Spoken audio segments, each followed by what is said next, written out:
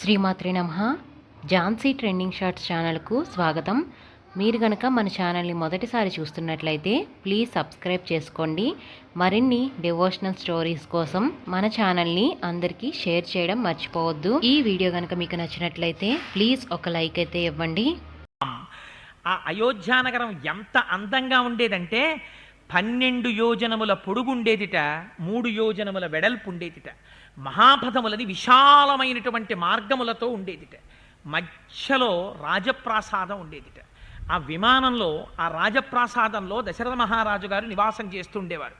దాని చుట్టూ ముఖ్యమైనటువంటి వాళ్ళందరూ ఆయన చుట్టూ ఉండేవారు. మంత్రులు, సేనాపతులు మొదలైనటువంటి వారందరూ.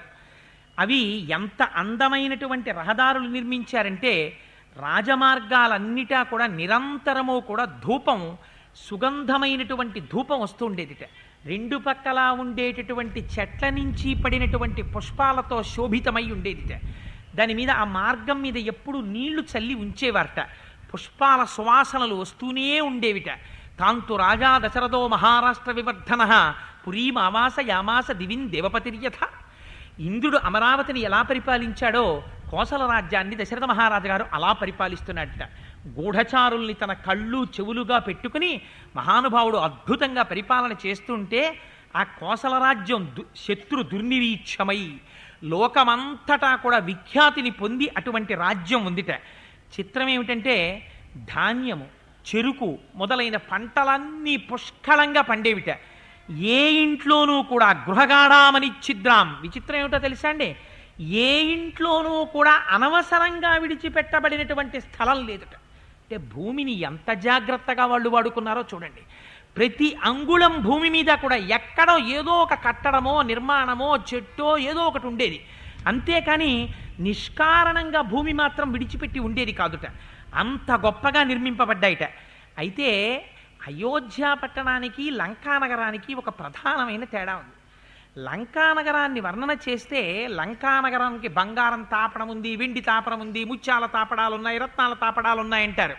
కానీ అయోధ్య నగరాన్ని వర్ణన చేస్తే నగర వైభవంతో పాటు గొప్పతనం ఎవరి గురించి చెప్తారో తెలుసా అండి? ఐశ్వర్యం గురించి చెప్పరు. అయోధ్య నగరంలో కోసల రాజ్యంలో ఉన్న ప్రజలు ఎలా ఉండేవారో చెప్పారు. ఎందుకని? రాజు ఎలా ఉంటాడో ప్రజలు అలా ఉంటారు. దశరథ మహారాజు గారు ఎలా ఉంటారో చెప్పడానికి దశరథ మహారాజు గారి గురించి వర్ణించక్కర్లేదు. దశరథ మహారాజు గారి పరిపాలనలో ప్రజలు ఎలా ఉంటారో చూడండి. నిజంగా చెప్తారు మహర్షి. తస్మిన్ పురవరే హృష్ట్వా ధర్మాత్మానో బహుశ్రుతా నరాస్తుష్టా ధనై స్వైస్వైరలుబ్ధా సత్యవాదిన. అక్కడ ఉన్నవాళ్ళు ఎవ్వరూ కూడా ఎప్పుడు అపారమైనటువంటి సంతోషంతో ఉండేవారట. అంటే మేము ఉత్తర భారతదేశ తీర్థయాత్రకి వెళ్ళాం. కొన్ని రాష్ట్రాలలోంచి వెడితే చూస్తూ అనుకునేవాళ్ళం, ప్రజలందరూ ఎప్పుడు ఏడుస్తున్నట్టు శోకపీడితులై కొన్ని రాష్ట్రాల్లో వెడుతుంటే ఏ ఉత్సాహము లేకుండా పాపం ఓ పంచె కట్టుకుని అరుగులెక్కలా కూర్చునేవారు.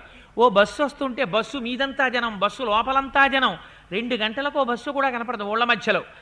కొన్ని రాష్ట్రాలు ఉన్నాయి ఇప్పటికీ దేశంలో. ఎందుకని? ఉత్సాహం లేనటువంటి స్థితిలో ప్రజలు ఉంటారు. ఎందుకంటే పరిపాలించేవాడు అంత గొప్పవాడు. వాడి బొక్కసాన్ని నిండుతుంటుంది, వాడి ఇంట్లో నిండిపోతూ ఉంటుంది, కోట్లు వాడు సంపాదిస్తూ ఉంటాడు, ప్రజలు పేదవాళ్ళుగా ఉంటుంటారు. ప్రజల్లో ఉత్సాహం ఉండమంటే ఎక్కడ ఉంటుంది? అందుకని ప్రజలు సంతోషంగా ఉండేవారు అయోధ్యానగరంలో.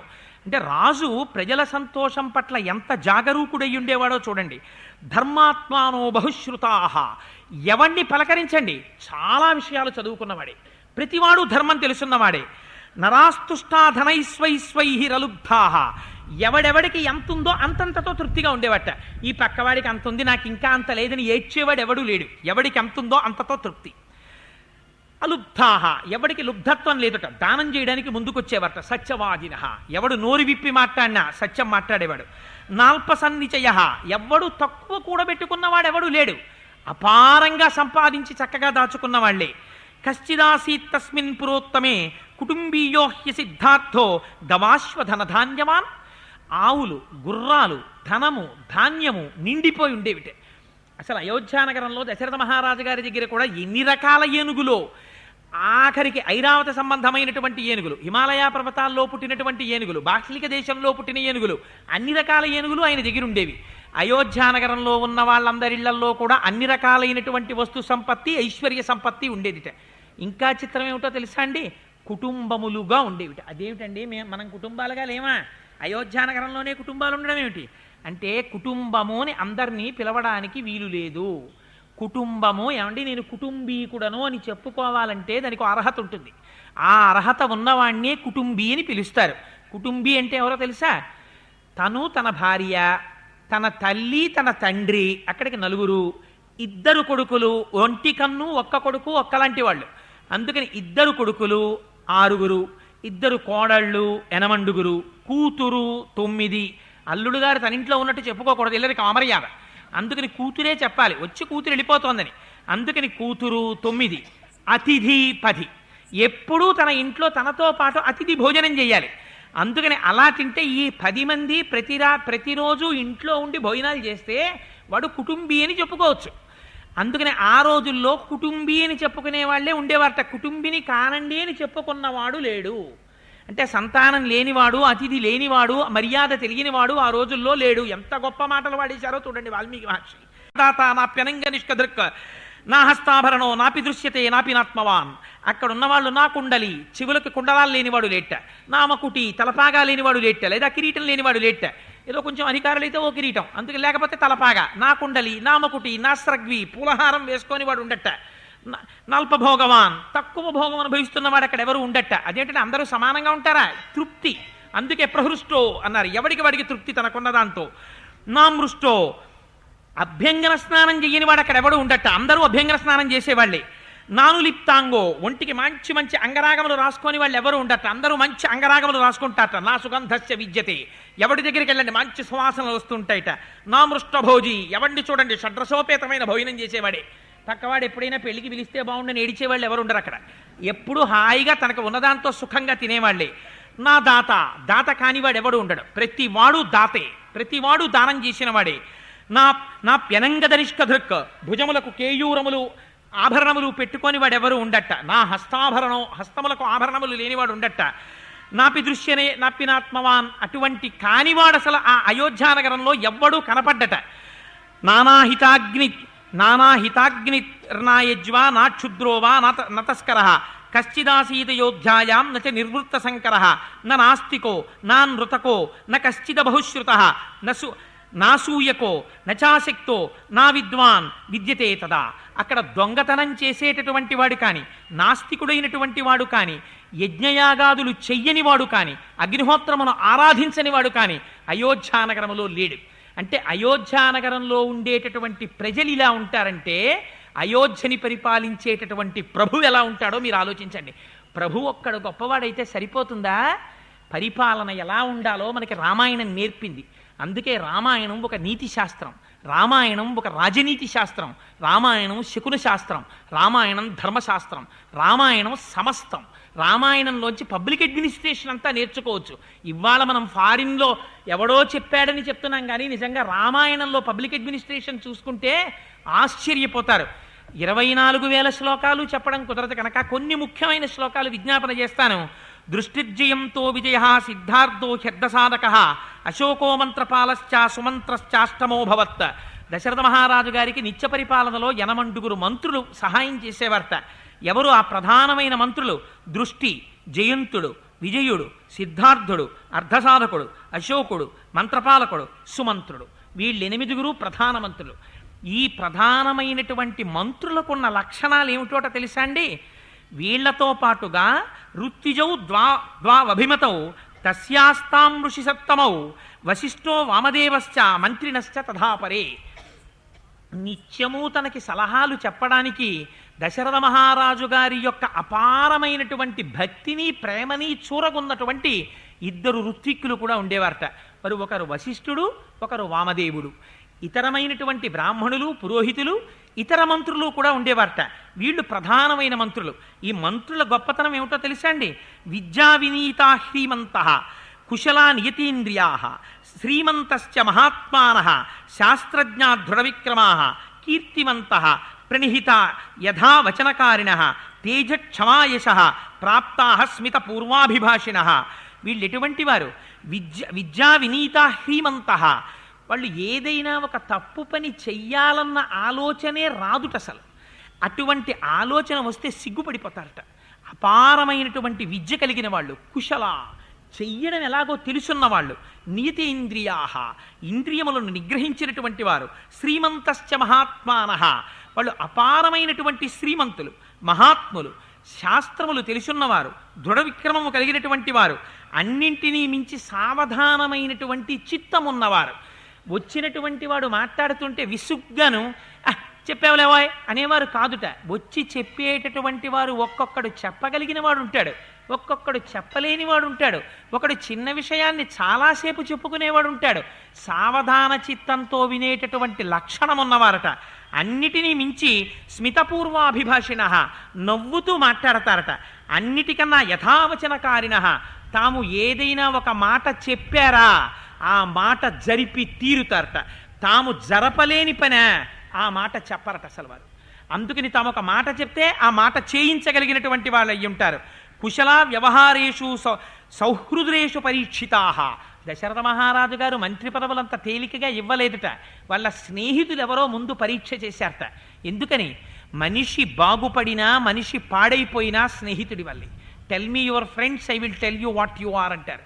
వాడు మంత్రి పదవిలోకి వెళ్ళాడని స్నేహితుడు దౌర్భాగ్యుడు తయారయ్యాడా ప్రమాదం ముంచుకొస్తుంది.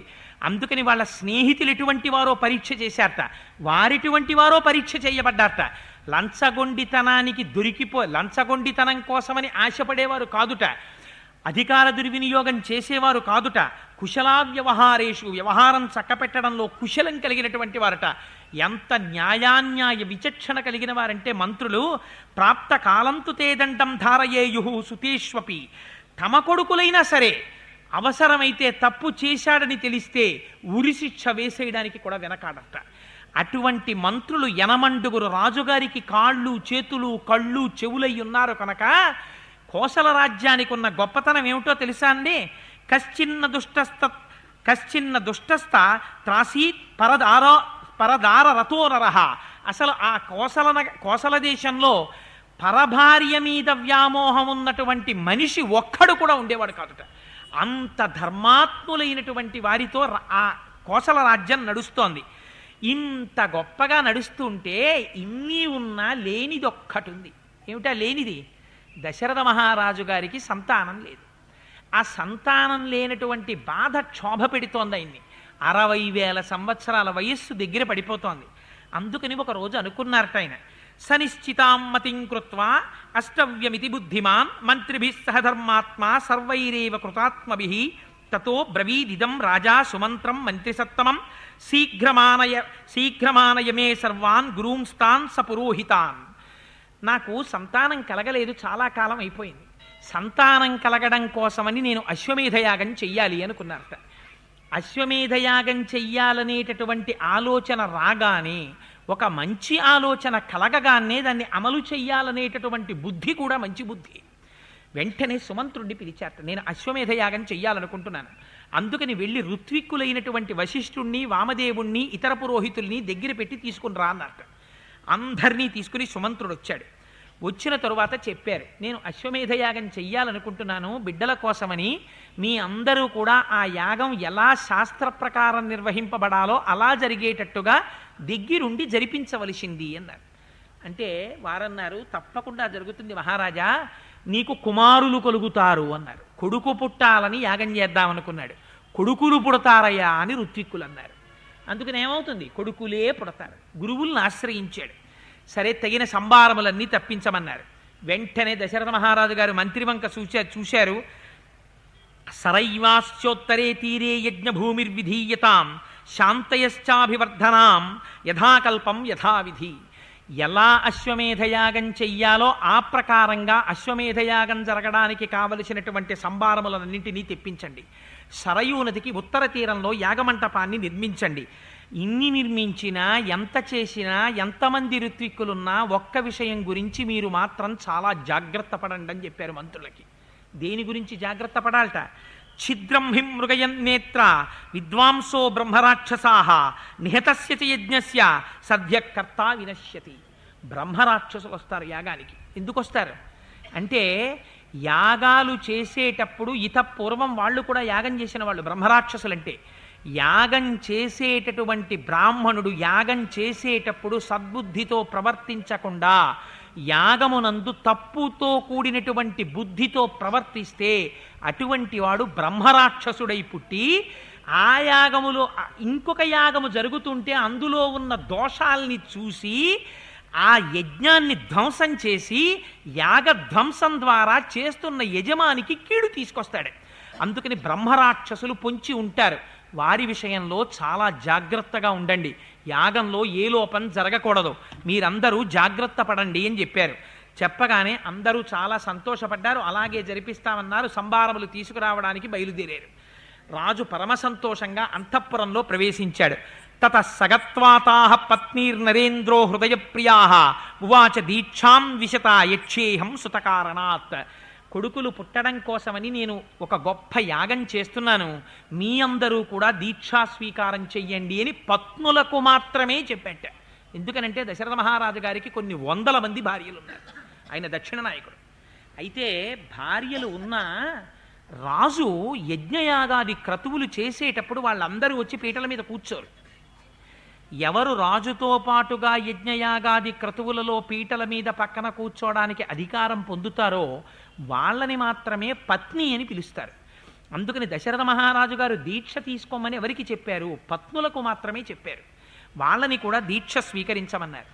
సరే, ఇదంతా అయిపోయింది. రాజు అంతఃపురంలోకి ప్రవేశించాడు. ఇక్కడ ఒక ఆశ్చర్యకరమైనటువంటి సంఘటన జరిగింది. ఇది నిజంగా మహోత్కృష్టమైన సంఘటన. ఎవరి గురించి తలుచుకున్నంత మాత్రం చేత పరవశించిపోతారో అటువంటి పాత్ర ప్రవేశిస్తోంది. మహారాజు అంతఃపురంలోకి వెడితే మహారాజుతో పాటు సుమంత్రుడు కూడా అంతఃపురంలోకి వెళ్ళాడు.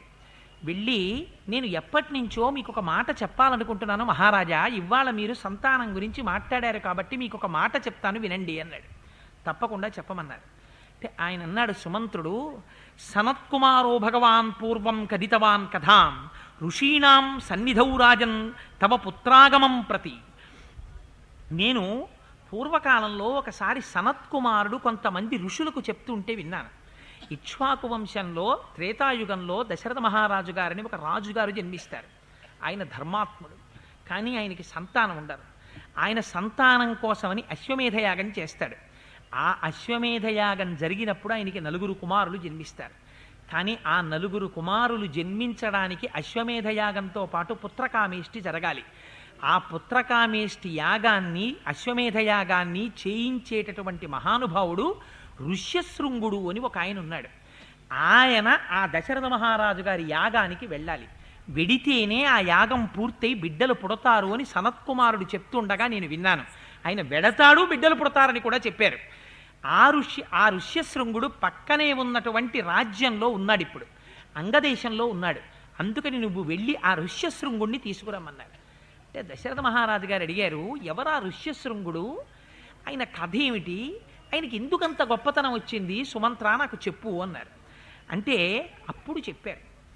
ఇది ఒక చాలా ఆశ్చర్యకరమైన సందర్భం. నిజంగా పూర్వకాలంలో విభంటక మహర్షి అని ఒక మహర్షి ఉండేవారు. ఆయన చాలా కాలం తపస్సు చేసిన తర్వాత ఒకనాడు స్నానం చేయడం కోసమని ఒక సరోవరం దగ్గరికి వెళ్ళారు. అక్కడ ఊర్వశి అలా వెళ్ళిపోతూ ఆయనకి దర్శనమిచ్చింది. ఆ ఊర్వశిని చూశారు. రేతస్థానము నుంచి కదిలినటువంటి వీర్యం సరోవరంలో పడింది. ఆ వీర్యాన్ని అక్కడికి వచ్చినటువంటి ఒక జింక పట్టి తాగింది. ఆ జింక గర్భాన్ని ధరించింది. ఆ జింక కడుపులోంచి శిరస్సులో కొమ్మున్నటువంటి వాడు ఒక ఆయన పుట్టాడు. పుడుతూనే శిరస్సునందు కొమ్మున్నవాడు పుట్టాడు కాబట్టి ఆయనకి ఋష్యశృంగుడు అని పేరు పెట్టారు. విభండక మహర్షి ఆశ్చర్యకరంగా పెంచాడు ఆ పిల్లవాడిని. ఎలా పెంచాడో తెలుసా అండి? సవనే నిత్యం సమృద్ధో మునిర్వనచర సదా నాణ్యం జానాతి విప్రేంద్రో నిత్యం పిత్రనువర్తనాత్ ఋష్యశృంగో వనచరస్తప స్వాధ్యాయ సంయుత అనభిజ్ఞ సనారీణాం విషయానాం సుఖస్య చ. తండ్రి ఎప్పుడూ కొడుకుని తన దగ్గర పెట్టుకునేవాట. వేదం నేర్పాడు, తపస్సు నేర్పాడు, యజ్ఞయాగాది క్రతువులు నేర్పాడు. ఆ ఋష్యశృంగ మహర్షికి అసలు ప్రపంచం అంటే ఏమిటో తెలియదు. ఆయన ఎప్పుడూ బయటికి రాలేదు, ఎవ్వరినీ చూడలేదు. ఆయనకు అసలు ప్రకృతిలో స్త్రీ పురుషులని 2 రకాలైన శరీరాలు ఉంటాయని కూడా ఆయనకి తెలియదు. ఆయనకి ఏమిటి తెలుసు అంటే ఆయన తన తండ్రిని ఒక్కరినే చూశారు. అందుకని ప్రపంచం అంటే తను తన తండ్రి, పక్షుల యొక్క కలకూజితాలు, ఆ చెట్లు, తెచ్చుకున్న తేనె, పళ్ళు, దర్భగడ్డి మీద శయనం చేయడం, యజ్ఞయాగాది క్రతువులు చేయడం, ఆ యజ్ఞధూమాన్ని పీల్చడం, నిరంతరం భగవంతుడి గురించి తపస్సు తప్ప ఇంద్రియములకు సుఖం ఎప్పుడు పరిగెడుతుంది? విషయ సుఖాలు తెలిస్తే. అసలు విషయ సుఖాలు ఆయనకి తెలిస్తే కదూ, ఆయనకి విషయ సుఖాలు తెలియవు. అందుకని ఆయనకి తెలుసున్న దేవుడు తెలుసు ఆయన మనస్సుకి. ఆయన మనస్సుకు ఒక్క వేదం తెలుసు, యజ్ఞయాగాదులు తెలుసు. అందుకని ఎప్పుడూ యజ్ఞయాగాదులతో రమించిపోతున్నాడు. అందుకని ఎలా ఉండేవాడోట తెలుసా అండి? జ్వలిస్తున్న అగ్నిహోత్రంలా ఉండేవాట ఋష్యశృంగుడు.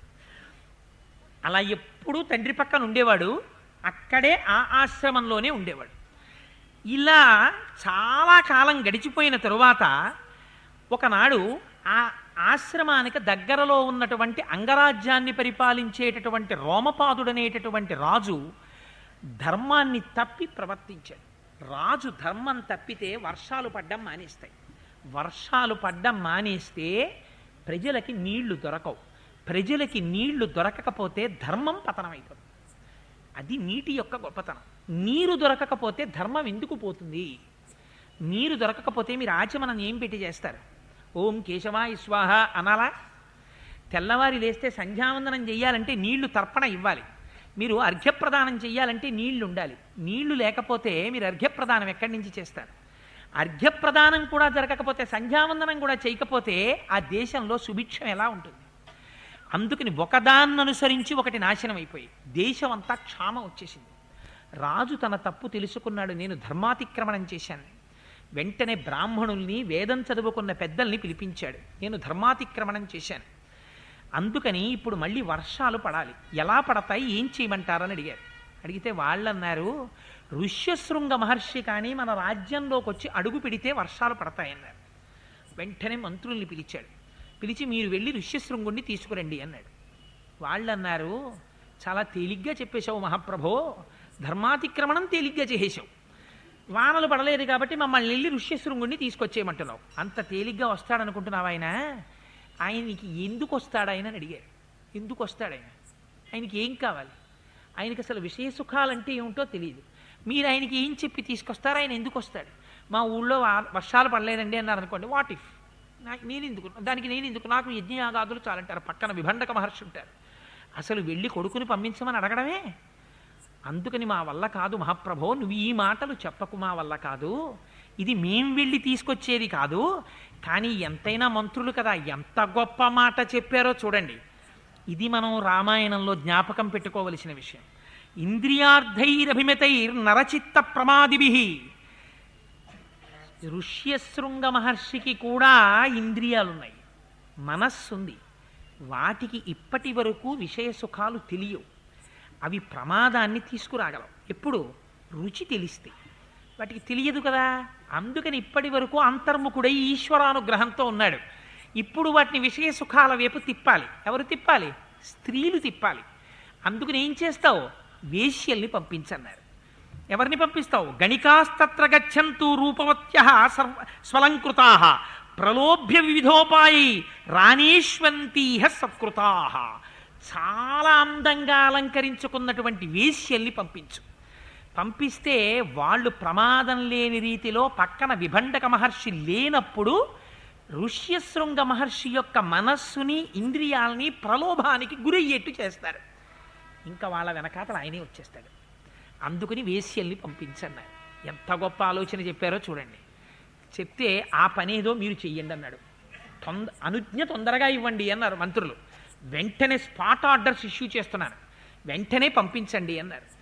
రాజ్యంలో అపారమైన సౌందర్యవతులైనటువంటి స్త్రీలందరినీ మంచి అలంకారాలు చేసి పంపించారు. కానీ వాళ్ళకి భయం. ఎందుకు? ఆశ్రమం దగ్గరికి వాళ్ళు వెళ్ళారు. అక్కడ విభండక మహర్షి ఉన్నారు. ఋష్యశృంగుడు అమాయకుడు, విషయ సుఖాలు తెలియవు. తెలుసున్నవాడు తండ్రి ఉన్నాడు. స్త్రీలు వేశ్యలు వచ్చారంటే ఋష్యశృంగుణ్ణి చూడనిస్తాడా? చూడనివ్వడు. అందుకని విభండకుడు లేనప్పుడు వెళ్ళాలి. అందుకని లేనప్పుడు వెళ్ళాలంటే ఏం చెయ్యాలి? ఆయన ఎప్పుడు లేడో ఎలా తెలుస్తుంది? వెడితే కానీ తెలియదు. అందుకని ఋష్యశృంగుణ్ణి తమ దగ్గరికి తెప్పించుకోవాలి. అందుకని వాళ్ళేం చేశారు? తాము పాట పాడితే వచ్చేవాడు విభండక మహర్షి రాడు, ఋష్యశృంగుడు వస్తాడు. తెలియదు కాబట్టి ఆ పాట ఏమిటో అనుకుని వచ్చేస్తాడు. అందుకని పాటలు పాడతామన్నారు అని వాళ్ళు ఆశ్రమానికి దూరంగా ఉండి పాటలు నాట్యాలు మొదలుపెట్టారు. పాపం విభండక మహర్షి ఆశ్రమంలోంచి బయటికి వెళ్ళారు. ఋష్యశృంగ మహర్షి విన్నారు. పోయి ఏమిటో పాటలు వినపడుతున్నాయి ఏమిటో అని ఆ దిక్కుగా వెళ్ళారు. విడితే ఆయనకి గణికలు అంటే వేశ్యలందరూ కనపడ్డారు.